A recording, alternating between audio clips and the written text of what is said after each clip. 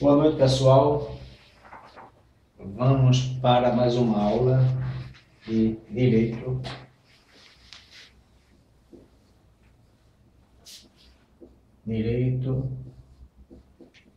Processual Penal. Continuando, vamos falar de ação penal. E da vez passada, nós falamos a respeito do crime de estupro.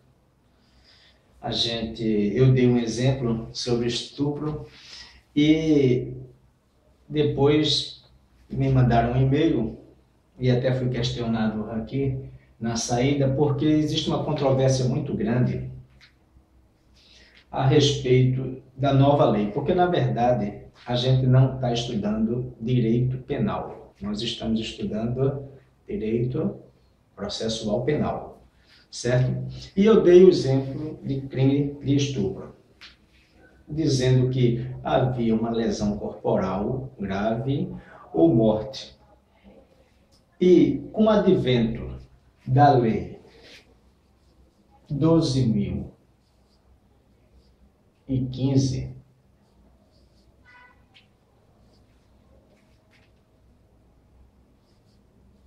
de 2009,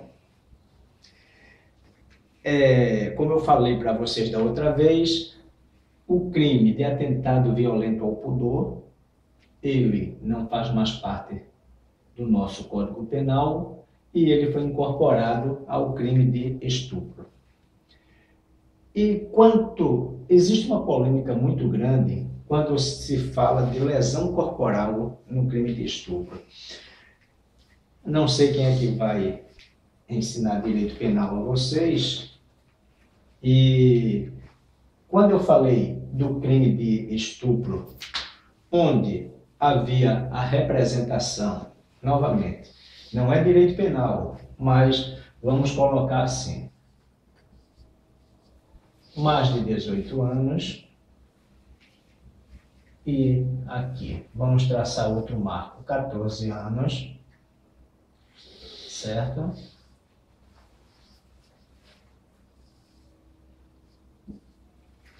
E eu digo sempre, nesse intervalo aqui, se a vítima é vulnerável,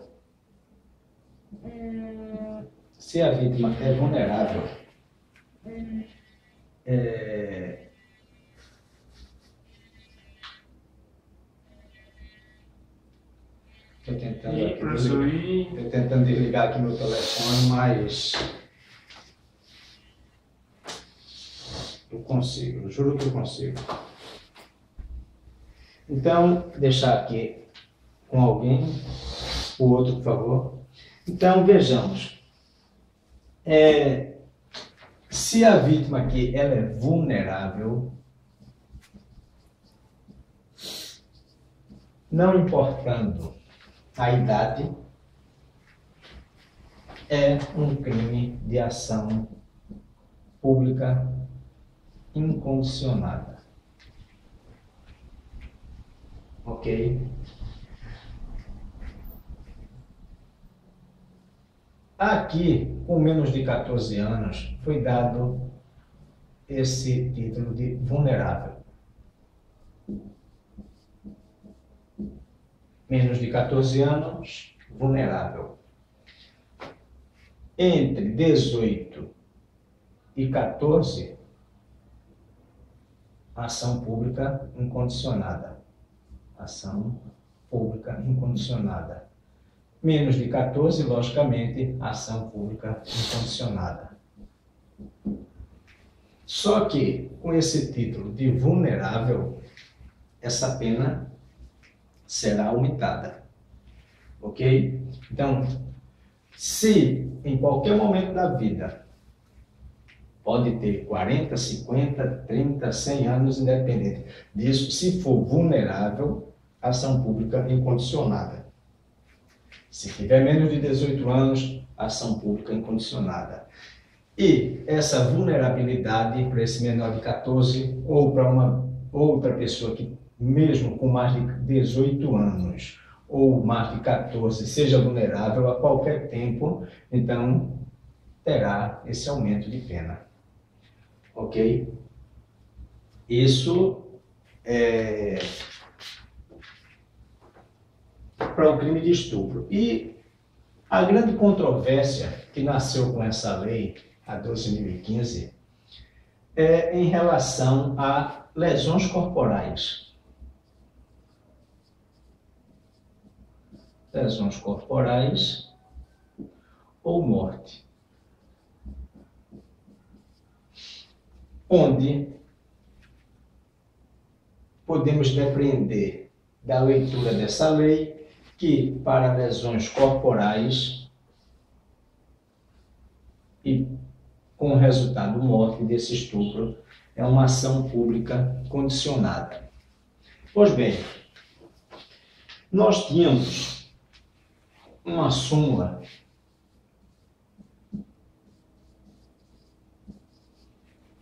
de número 608 do STF. Essa súmula, acredito que é de 84, o ano de 1984. E essa súmula, ela dizia que, eu vou até ler para vocês na íntegra, estupro, violência real, ação penal. No crime de estupro, praticado mediante violência real, a ação penal é pública incondicionada. Então, se há a violência, ela será de ação pública incondicionada. Ok? Com o advento dessa nova lei, o que se diz? Que essa súmula foi revogada, ela não se usa mais, e que o que aconteceu? O Procurador-Geral da República, ele pediu a inconstitucionalidade quando se fala que para lesões corporais graves e morte tem que haver a representação. E que qualquer juiz de primeiro grau, representação. E que qualquer juiz de primeiro grau pode dizer que isso é inconstitucional. Imagine os senhores, seria vantagem, do meu ponto de vista, para o estuprador, novamente, frisando que isso é um assunto de direito penal. Mas como eu dei o exemplo, e algumas pessoas perguntaram a respeito dessa controvérsia, eu estou tentando explicar. Então, do meu ponto de vista, para o estuprador, seria vantagem ele sempre matar a vítima. Por quê? Eu sou estuprador, eu mato a vítima. E pressiono a família da vítima para que ela não represente. Eu ameaço a família da vítima para que ela não represente. E o Ministério Público vai poder fazer alguma coisa? Não. Por quê? Eu mostrei para os senhores que no crime de ação pública condicionada há a necessidade da representação. Então, se a vítima, logicamente, que não vai representar, por quê? Porque ela morreu, né? Ela está morta. A família, certo? Que depois eu vou falar para vocês quais são as pessoas que poderão ingressar depois da morte do agente, da vítima: cônjuge, ascendente, descendente ou irmão. Eles são ameaçados pelo criminoso e eles não representam. E o estuprador vai ficar em liberdade. Vou dar outro exemplo. O estuprador estupra, mata e queima a vítima. E ninguém consegue identificar a vítima. A polícia descobre que houve um crime de estupro seguido de morte, descobriu-se quem é o autor do delito, mas ninguém sabe quem é a vítima. Não descobriu-se quem é a vítima. Como ela está morta, ela não pode representar. Como a família, quem conhece quem são os familiares, quem é o cônjuge, quem é o irmão, o pai, a mãe, o filho. Então, o que é que acontece? O criminoso vai ficar em liberdade, porque ninguém pode representar. Isso é justo? Eu acho que ninguém acha isso justo. Eu sou estuprador, então, quando eu acabo de estuprar a mulher ou o homem, eu pego uma foice e corto o braço da vítima. E ela chegando no hospital, a polícia tomando conhecimento disso, sabe que houve um estupro, sabe que o autor do delito veio a decepar o braço dessa vítima, amputar o braço dessa vítima e não pode fazer nada. Por quê? É um crime de ação penal pública condicionada à representação. Não é isso? Então, eu acredito que nenhum de vocês acha isso justo. Nenhum juiz acha isso justo. Houve um erro? Houve. Mas aí é o que eu digo. Nesse caso, maior de 18 anos, vai haver a necessidade da representação. Não é isso? Mas, no caso de haver lesões corporais graves ou morte, do meu ponto de vista, essa ação será uma ação penal pública incondicionada. Volto a frisar, isso é um assunto de direito penal, porém, algumas pessoas me perguntaram a esse respeito, e quando acabou a aula, até mandaram um e-mail para mim. E eu resolvi falar. Voltando àquele nosso quadro da aula passada, eu faço essa divisão, ação penal privada,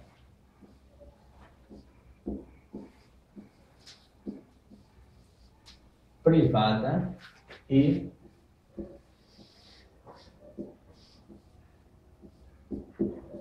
pública. A privada, eu vou lembrar para vocês que a gente pode colocar essa sigla, PES. Será que alguém lembra do que será aqui a PES? Não, de jeito nenhum. O S, não dá para lembrar. Vou dizer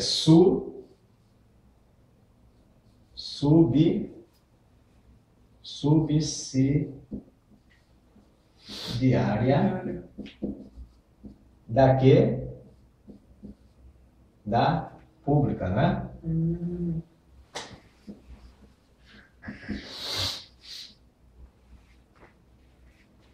Essa P, lembre-se de pessoa, né? Pessoa, personalíssima. Personalíssima. E aqui? Executoriedade. Exclusiva. Ou, foi até engraçada essa, né? Ou propriamente dita, não é isso? Propriamente dita.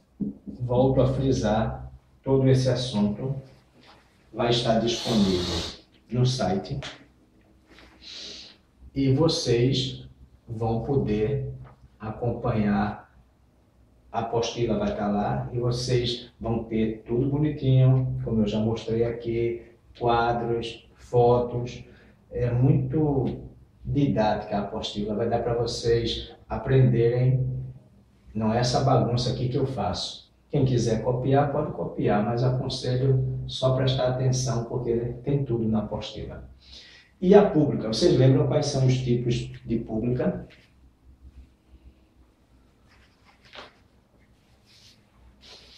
Não, talvez, porque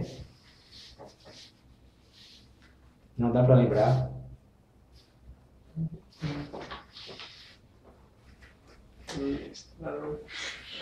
Vamos falar assim. Pública, Condicionada e condicionada. incondicionada e a condicionada. Condicionada aqui. E condicionada é que ela tem que ter uma condição para acontecer. Certo. Ela precisa de quê? Aqui, vamos colocar uma representação ou uma requisição de quem? Do ministro da Justiça. Ok? Então, precisa de uma requisição do ministro da Justiça. E, voltando ao nosso assunto da aula passada, onde o caso era de um estupro e a vítima tinha sido eu, com mais de 18 anos, e quis representar. Certo? Eu quis representar. Então, o que foi que eu fiz? Essa requisição, essa representação, ela não precisa de muitas formalidades, mas existem requisitos essenciais, certo? Tem que haver um crime, a materialidade desse delito, principalmente você vai ter que ter essa materialidade. Se você souber quem é a vítima e você procurar a autoridade policial, logicamente que você vai dizer quem é a vítima não, quem é o agente, a pessoa, o agente que praticou esse delito. E se você tiver mais dados informativos sobre essa pessoa, você logicamente deverá apresentar essa autoridade. Então, essa representação, ela pode ser oferecida à autoridade policial,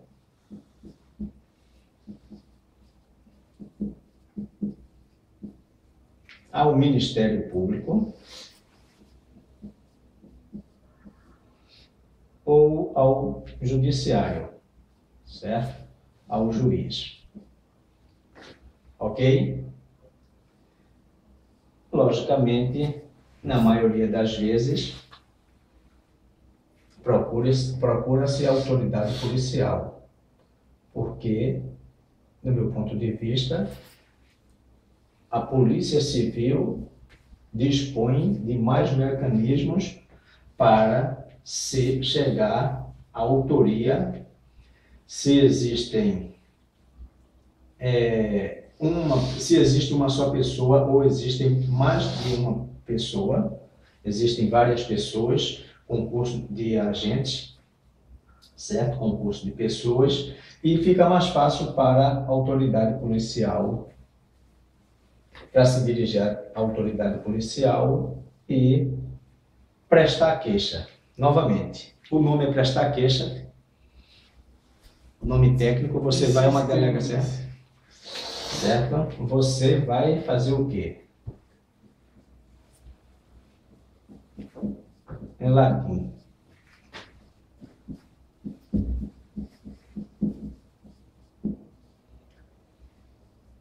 Se escreve notitia, mas pronuncia-se noticia, esse segundo T tem um som de C, crimes. Então você vai dar notícia, você vai comunicar esse fato à autoridade policial, onde essa autoridade policial vai encaminhar, como eu já disse para vocês, depende de estado para estado, ele pode enviar para o Ministério Público diretamente, ele pode enviar para o juiz, onde isso fica aguardando a representação para que o Ministério Público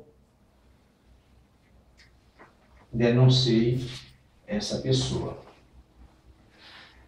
Eu dei o exemplo da aula passada do estupro e falei o seguinte: o sujeito, eu fui estuprado e eu resolvi ir até uma delegacia e pedi que se apurasse quem seria a pessoa responsável por esse delito. Eu dei a notícia crime, não é isso? Então, esse crime foi descoberto o autor, o delegado descobriu e eu representei. E o Ministério Público denunciou, apresentou a denúncia, ofereceu a denúncia. Denúncia é aquela peça onde o Ministério Público vai dizer, vai falar da materialidade do crime, ele está convencido da materialidade do crime, ou seja, que realmente esse crime existiu. Ele vai falar do autor ou autores desse crime e ele vai pedir a condenação dessa pessoa ou dessas pessoas. Ok? Nesse meio tempo, eu fui estuprado e fui até a delegacia de polícia, dei notícia do ocorrido e descobriu-se quem era essa pessoa autora do delito. Foi enviado ao Ministério Público. Como o autor do delito estava solto, que no meu caso, da aula passada eu falei, era uma mulher, a autoridade policial tinha quantos dias para concluir esse inquérito? 30 dias. Pode falar se quiser, não tem problema não. 30 dias, não é isso? 30 dias. E se ela tivesse solta ou presa, quantos dias seria? Quem sabe?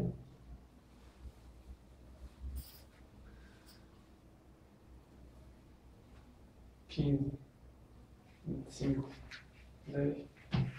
Assim fica fácil, né? 10 dias. Eu pensei em 10, né?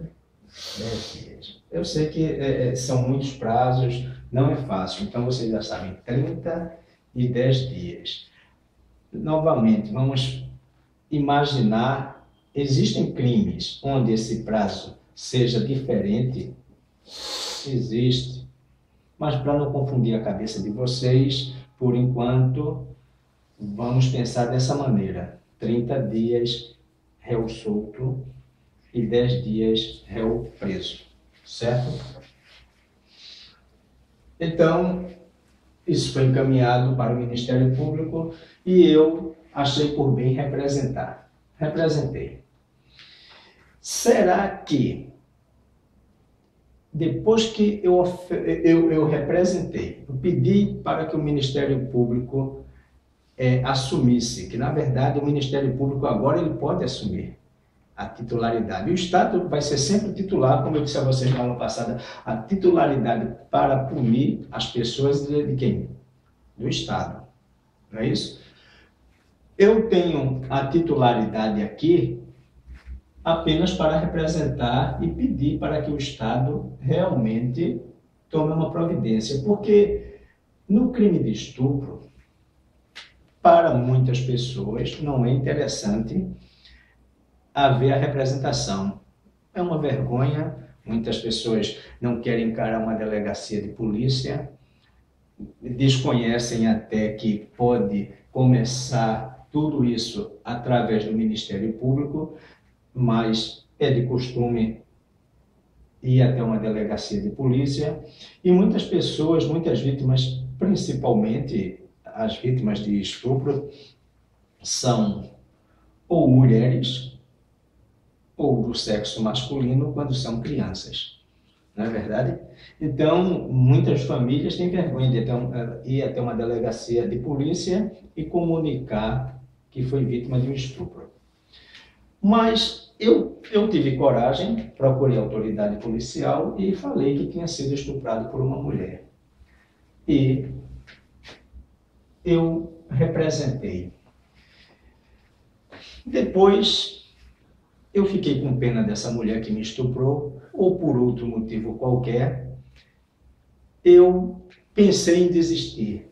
Será que eu posso desistir? Será que eu posso pedir para o Ministério Público, chego lá, doutor promotor, por favor, eu quero que essa mulher realmente seja condenada. Descobrimos quem é essa mulher, ela me estuprou e eu quero que ela seja condenada. Há essa representação, esse pedido para que o Ministério Público siga em frente com essa ação. Será que eu posso desistir? Sim ou não?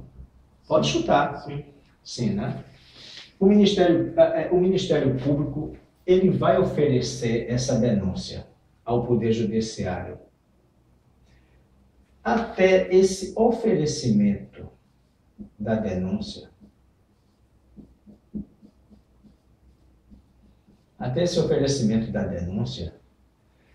eu posso desistir, ok?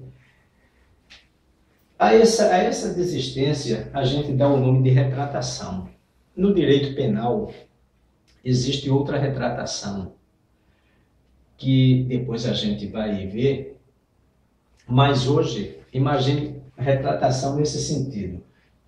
Eu represento contra a vítima e depois me arrependo por algum motivo e desisto. A essa desistência a gente dá o nome de retratação.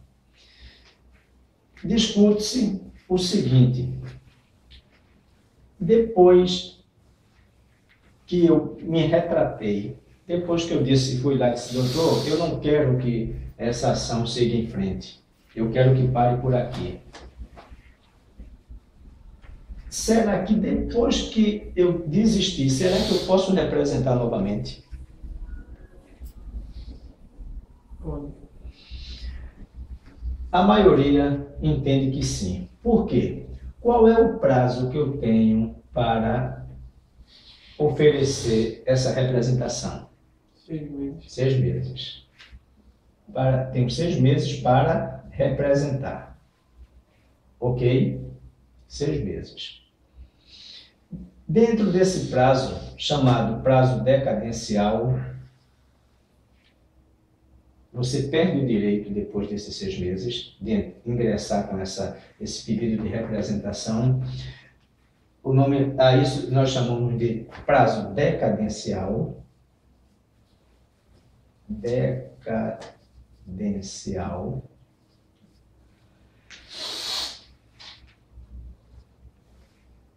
Durante esses 6 meses, eu posso representar, depois posso me retratar, depois posso representar, depois posso me retratar, ok? Então, vem outra pergunta. Para essa requisição do ministro da Justiça, será que existe esse prazo de 6 meses?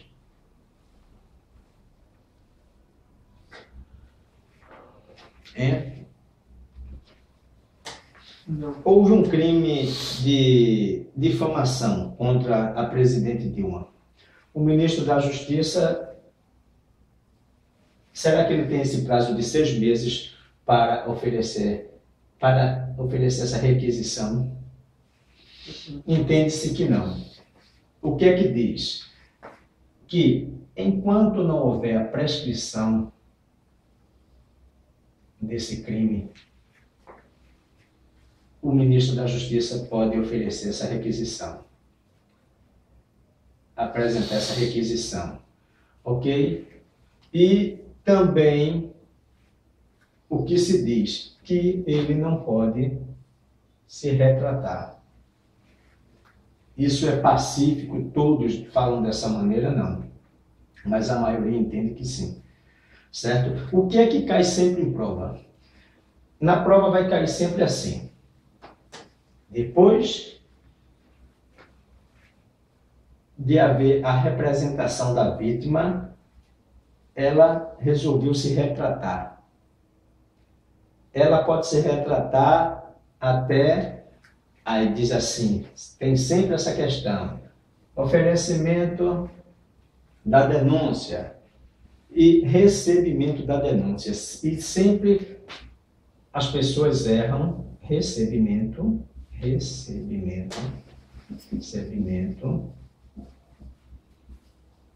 e oferecimento, ok? Uma maneira para que vocês memorizem isso aqui, não errem na prova, se eu falar, por exemplo, Bruno mesmo que gosta de inglês, gosta de informática, em informática a gente vê muito on e off. Não é isso? On é o quê? Significa o quê? Ativo, ligado. Ativo, ligado e off. Desligado. Desligado. Então, o que é que eu faço? Eu aconselho vocês que olhem para isso. Olhem esse oferecimento como off. Depois que ofereceu, desligou, não pode mais. Deu para entender? Não é uma maneira legal para decorar? Vocês que são mais jovens vivem ligados no mundo da informática. Então, oferecimento, lembre de off. Depois de oferecida, off, não pode mais. Antes, tá on. Ok? Dá para entender? Deu para entender mesmo? Tem certeza? Olha, oferecimento. Isso aqui é o marco. Depois de oferecida, não é recebida. Depois que o Ministério Público ofereceu a denúncia, não quer dizer que o juiz de direito ele recebeu essa denúncia, certo? Mas simplesmente foi oferecida. Deu entrada, foi protocolada, off. Não se pode mais retratar. E antes, on, pode. Ok? Eu acredito que essa... Alguma pergunta? Essa seria a melhor maneira, porque sempre cai essa questão. E sempre as pessoas confundem. Quando é que pode, até qual o prazo que pode, se pode mais de uma vez, mas agora vocês já sabem. O nome é oferecimento. Então, está lá na prova. Foi oferecida a denúncia. O que é que você vai lembrar? Está em off. Está desligado. Não pode mais. Não pode mais o quê? Ele ofereceu, ele representou. Ele não pode mais o quê? Se retratar. Ok? Então, ofereceu, off. Acabou-se. Antes, pode se retratar. Ok? Então, eu chego para o promotor e digo, doutor, foi estuprado, representei e estou vindo aqui porque eu estou desistindo. E o promotor diz, olha, infelizmente eu não posso mais aceitar essa sua retratação porque eu já ofereci a denúncia. Aí eu digo, doutor, mas o senhor ofereceu, mas o juiz nem recebeu ainda. Não. Oferecida a denúncia, não há possibilidade de retratação. Então, voltando, o que é que a gente vê? Primeiro eu fui estuprado, representei um crime de ação penal pública condicionada. O titular para punir o Estado. Mas a titularidade era até esse momento minha, pelo menos para que eu desse ensejo ao Ministério Público, eu desse motivo, desse aso, para que ele, eu representei e ele oferecesse a denúncia. E eu vinha falando que quando eu passava na rua, as pessoas começavam a zombar de mim, porque eu tinha sido estuprado por uma mulher, sempre quando eu passava na rua, e aquilo foi me trazendo um grande constrangimento, uma grande tristeza, fui ficando deprimido e resolvi entrar com uma ação. Então agora fica fácil para mim, eu acredito que Bruno agora também já saiba. Primeiro eu fui estuprado, Bruno, tá aqui, ok? O que foi necessário? A requisição ou a representação? Representação, representei. E o Ministério Público agora assumiu, não é isso? Assumiu e ele vai ser o titular. Agora, imagine outra situação. Eu agora estou achando que sou vítima de uma injúria, certo? Estou sendo injuriado. E eu vou novamente à delegacia e eu já sei o procedimento. Chego lá, comunico ao delegado e o delegado depois vai enviar isso aqui para o Ministério Público e vai exigir, vai ser necessário, vai haver esse pré-requisito. Como pré-requisito vai ter que ter o quê? A minha representação. Será que está certo? Sabendo-se que o crime de injúria é um crime de ação penal privada, será que é o Ministério Público o titular? E será que precisa dessa minha representação? Na aula passada eu falei sobre isso. Prestem atenção. Aqui, nessa grande divisão que eu fiz entre ação penal privada e pública, na incondicionada não precisa de nenhuma condição. Na condicionada precisa desse pré-requisito, dessa condição, que seria a minha representação. Nessa privada, será que precisa de alguma coisa? Imaginem, eu passo e as pessoas ficam zombando de mim. E eu vou ficando triste com essa situação, isso vai mexendo com o meu ego. E será que isso é interessante, a punição desse crime para o Estado? Ou será mais importante para mim ou para o Estado? O que é que você acha? Para mim. Certo? Por isso, essa é uma ação penal privada. Ok? Ela só depende da minha vontade. Mas, para isso, eu tenho que constituir um advogado. Tem sempre essa pergunta, não sei se vocês já perceberam, mas tem sempre essa pergunta na internet. Na ação penal privada, é necessário constituir um advogado? Sim, é necessário constituir um advogado. Agora tem uma coisa interessante. E se a pessoa for pobre e não puder pagar um advogado, será que ela não tem direito de ingressar com uma ação contra a pessoa que causou esse dano a ela? Qual seria a solução? O Ministério Público indica alguém para... Não. Existe a defensoria pública. Sim. Certo? Era isso que você queria dizer, né? Defensoria pública. A defensoria pública, o juiz, você dizendo que não tem como recursos, você é uma pessoa hipossuficiente, certo? Pessoa pobre. Então, não dispõe de recursos para constituir um advogado, então o juiz vai ter que dar esse advogado a você.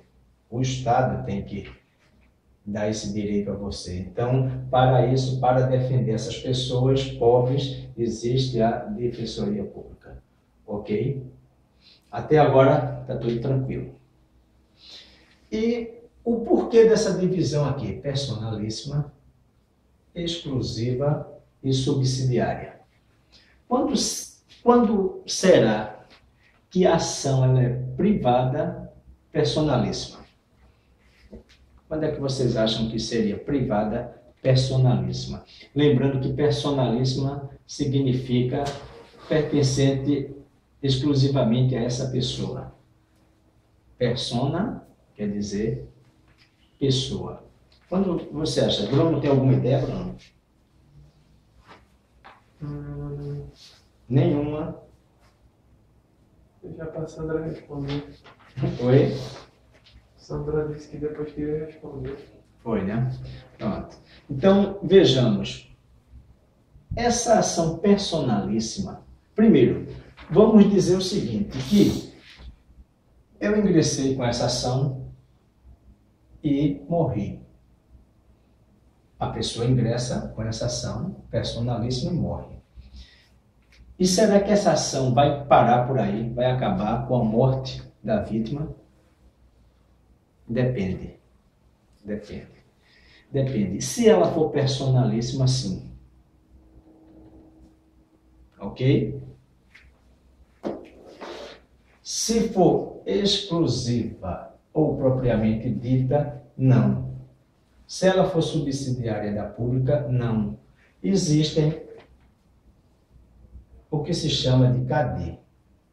É outra sigla, mais uma sigla para vocês. C de cônjuge, A de ascendente, D de descendente e I de irmão. Eu morro, a pessoa que ingressou com essa ação morre, então, ou na exclusiva, na personalíssima, não. Na exclusiva e na subsidiária da pública, essas pessoas podem continuar dando prosseguimento à ação, ok? E por que essa personalíssima não? Por que vocês acham que não? Especificamente nesse caso, nessa personalíssima não.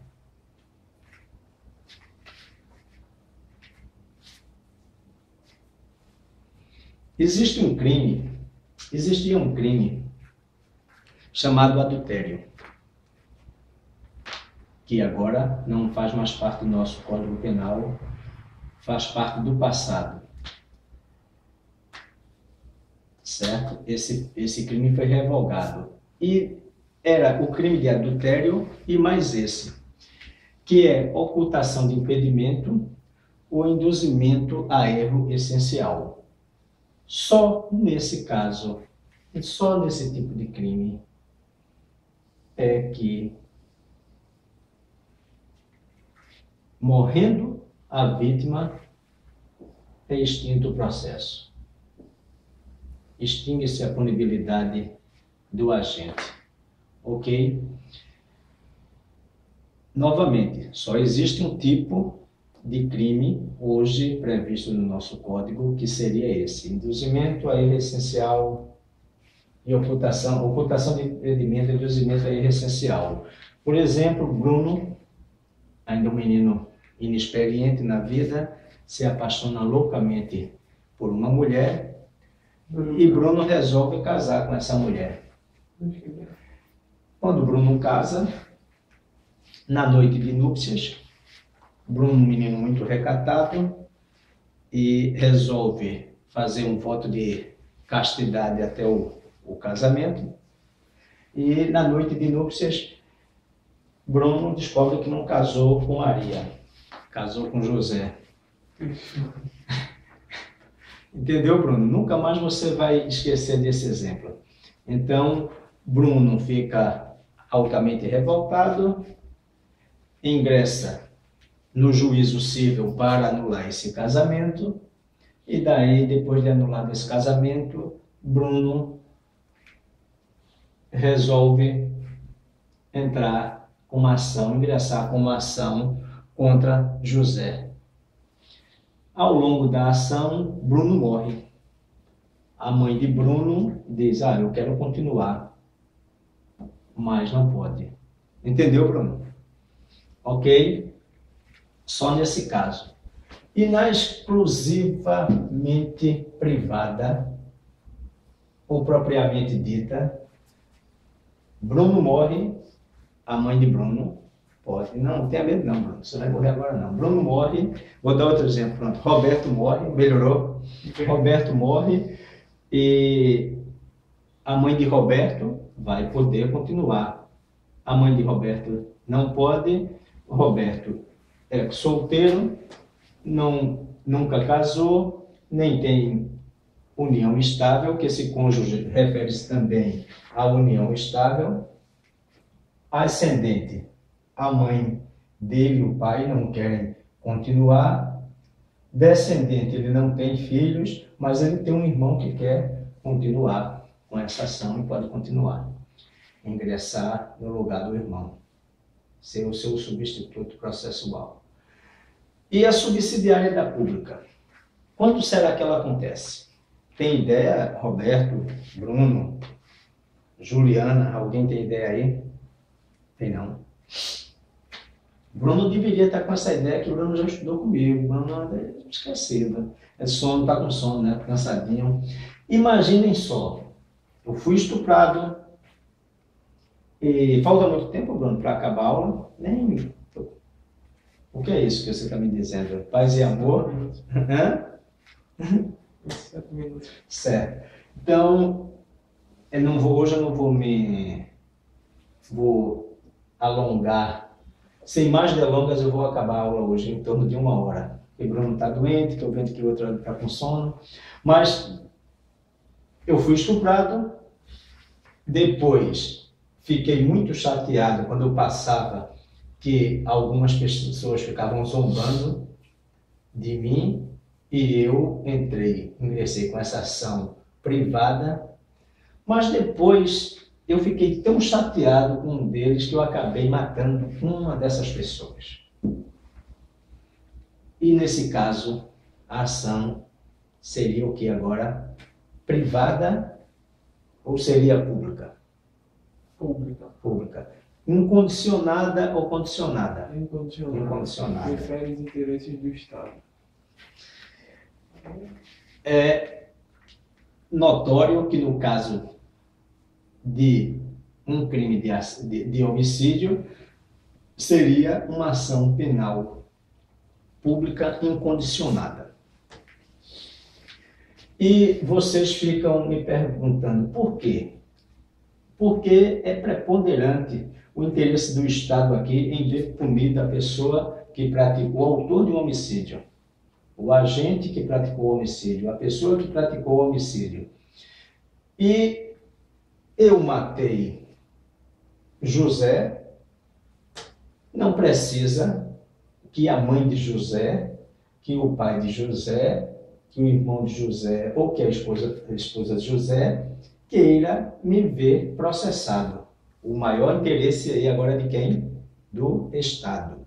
O Estado quer me processar e o Estado quer me punir. Ok? Então essa ação é pública incondicionada. O homicídio. Na próxima aula eu vou trazer uma lista de crimes para vocês terem ideia. Quando o crime é de ação privada, pública, incondicionada ou condicionada. E onde é que a gente vê isso, Bruno? Onde é que a gente descobre? A gente descobre que um crime é de ação privada, pública, incondicionada ou condicionada. A gente descobre isso onde? Na Constituição Federal, no Código de Processo Penal ou no Código Penal? Código Penal. Código Penal, certo? Quando o Código calar, não falar nada, descrever o crime e não falar quanto ao tipo de ação, então ela é incondicionada. Quando for condicionada, vai estar lá que essa ação é condicionada à representação. Um exemplo, crime de ameaça. Está lá, que é condicionada à representação. E esses crimes onde a ação é penal privada. Vocês vão ver isso onde? Crime de calúnia, crime de difamação e crime de injúria. Ok?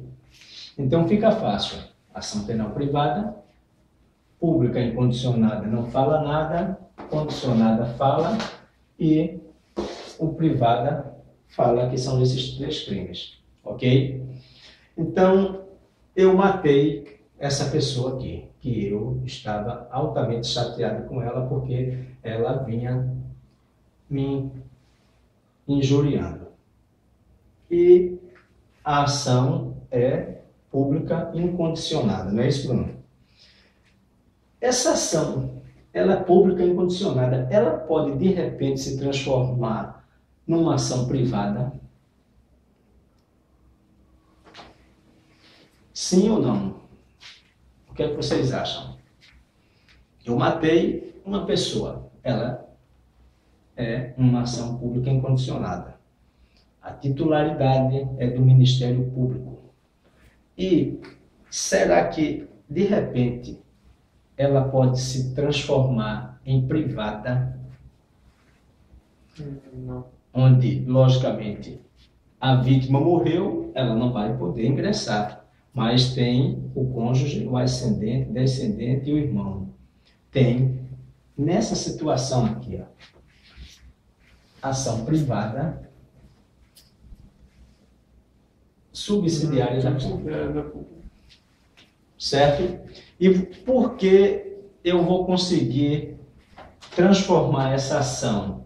Ela vai ser transformada de incondicionada para privada subsidiária da pública. Quando será?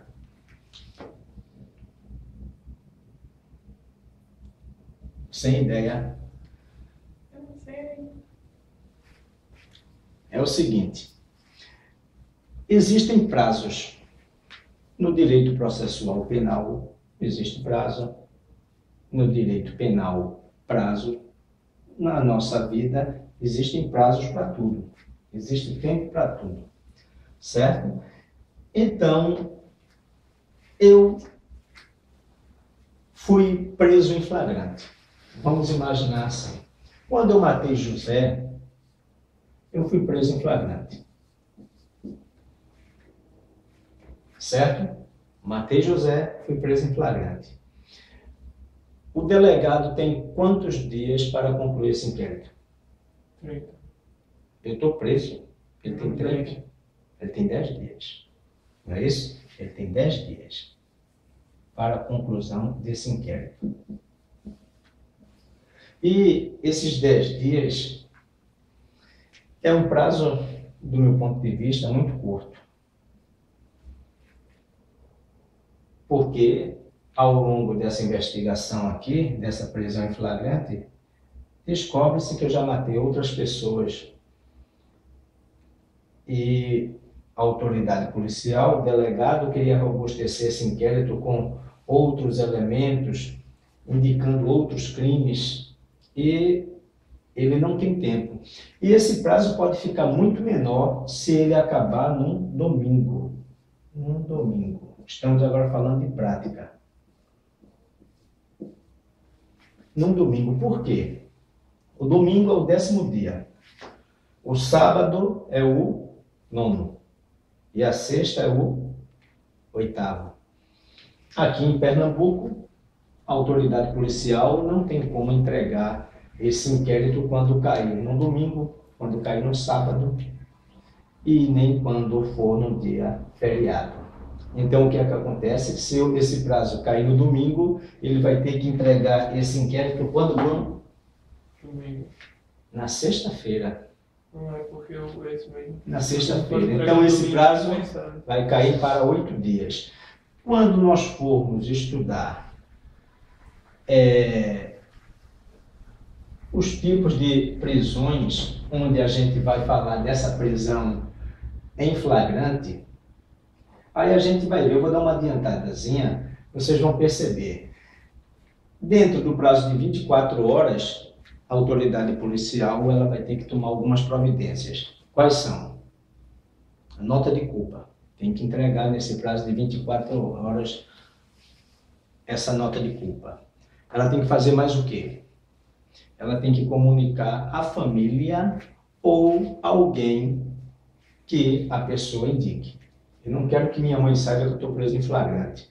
Então eu peço para um de vocês aqui, ó, comunica a Roberto, diz que eu estou preso. Comunica a Bruno, diz que eu estou preso, ok? Nota de culpa, eu não tenho advogado. Não tenho ninguém que me defenda. Então, no prazo de 24 horas, o juiz vai ter que comunicar a quem? Vocês lembram? Teve gente aqui que já estudou, vai lembrar. A Defensoria Pública, ok? Defensoria Pública. E nesse prazo também de 24 horas, ele vai ter que comunicar a quem? A autoridade judiciária. Então, são ou 3 ou 4 providências urgentes.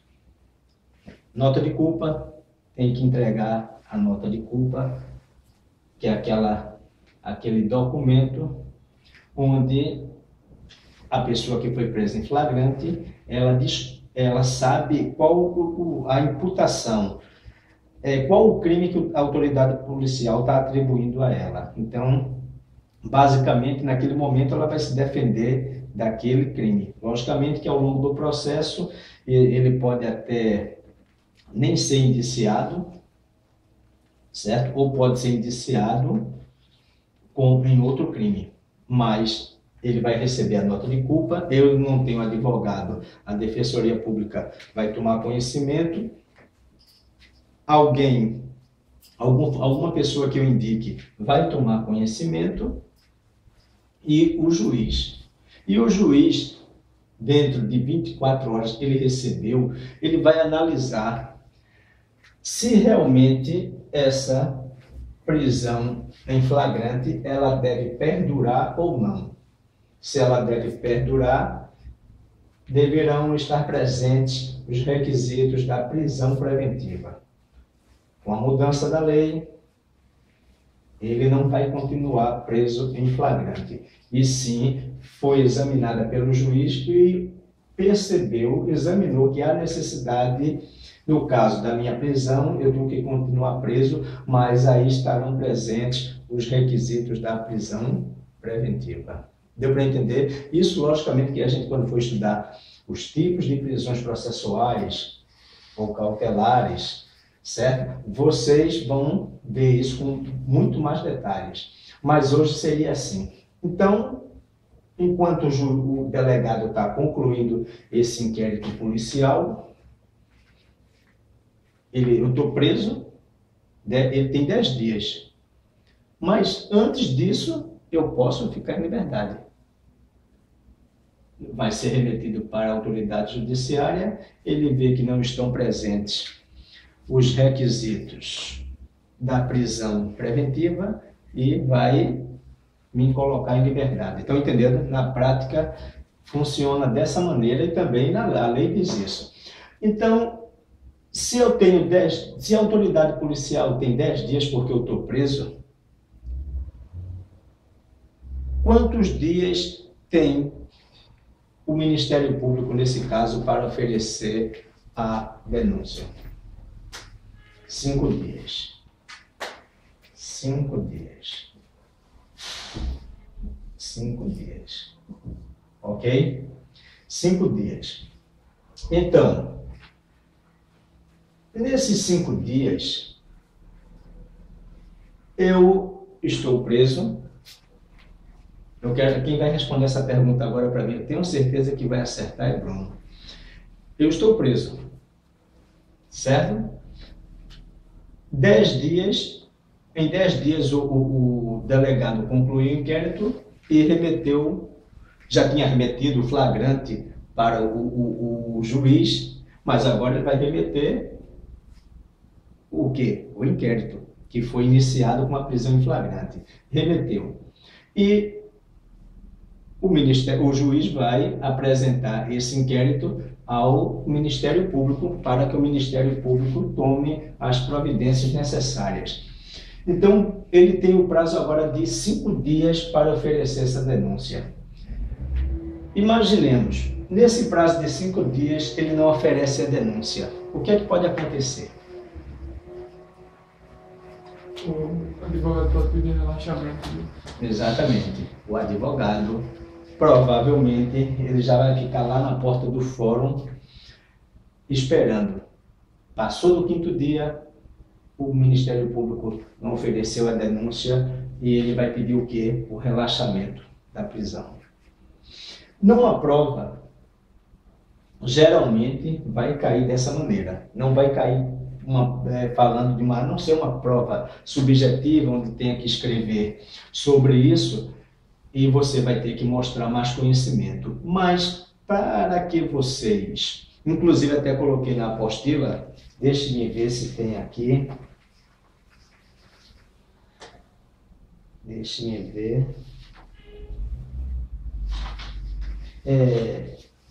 Dá para pegar aqui na impressora? Eu acredito que está lá na impressora. Faz esse favor para mim. Existem prazos chamados prazos próprios e prazos impróprios.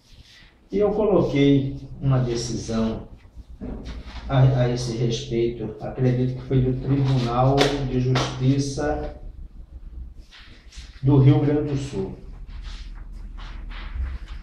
Acredito que foi isso. Conseguiu? Obrigado.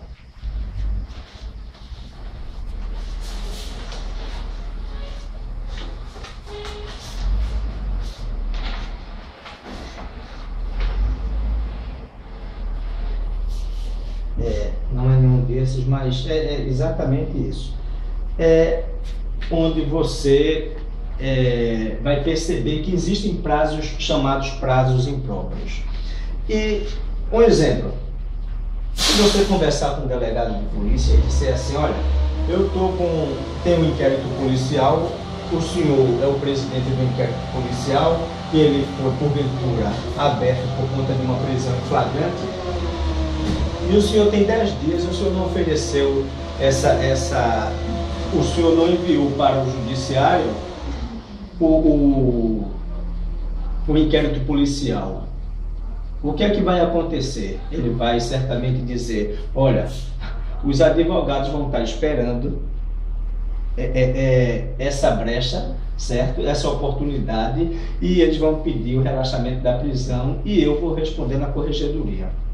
Aí eu pergunto a um delegado, esse prazo o senhor é obrigado a cumprir de qualquer maneira? Ele vai falar para mim, certo, eu vou ter que cumprir esse prazo de qualquer maneira.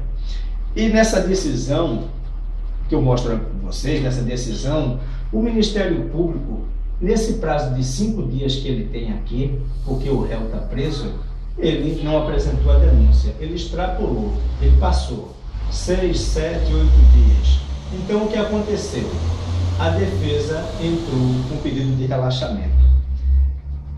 E nessa decisão do Tribunal de Justiça, acredito que é do Rio Grande do Sul, ele fala o seguinte, que esse prazo para o Ministério Público se chama de prazo impróprio. Então, pode haver uma prorrogação desse prazo, certo? Que não seriam exatamente 5 dias, pode ser 6, 7, 8 dias. Ok? Deu para entender? Imaginem só, vocês percebem muito, você ingressa com uma ação. Existe um homicídio. Um homicídio onde não há muita repercussão. Quando é um homicídio de muita repercussão no Brasil, a gente vê logo, na maioria das vezes, essa pessoa ser julgada, o autor do delito, né? O suposto autor do delito ser julgado logo, mas a maioria dos homicídios no Brasil vai passar o quê para ser julgado? 1, 2, 3, 4, 5 anos. E onde é que está esse processo? O delegado entregou obrigatoriamente esse inquérito nesse prazo. O Ministério Público tinha um prazo impróprio, mas também esse prazo não pode ser muito dilatado. Ele vai apresentar essa denúncia no 9º dia, 8º dia, 6º dia, certo?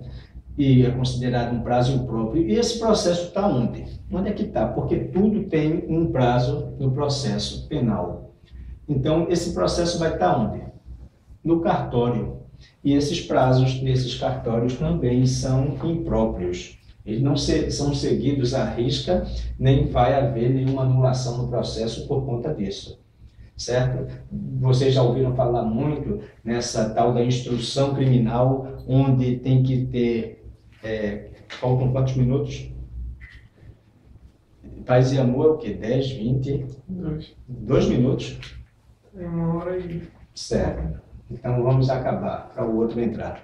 Certo? Mas esses prazos são impróprios. E finalizando, só para chegar aqui, passando desse 5º dia, em tese, como foi um homicídio, uma dessas pessoas aqui do CADI pode ingressar com uma ação subsidiária da pública, uma ação penal privada subsidiária da pública. Ele pode entrar com uma queixa-crime. Na próxima aula eu vou falar que também, em tese, numa prova, vocês vão dizer isso. Ultrapassado o prazo de 5 dias, a partir do 6º dia, pode ser intentada uma ação penal privada. Porém, eu vou mostrar a vocês, na próxima aula, os caminhos que o Ministério Público ele tem. O Ministério Público ele pode, recebido esse inquérito policial, ele pode denunciar,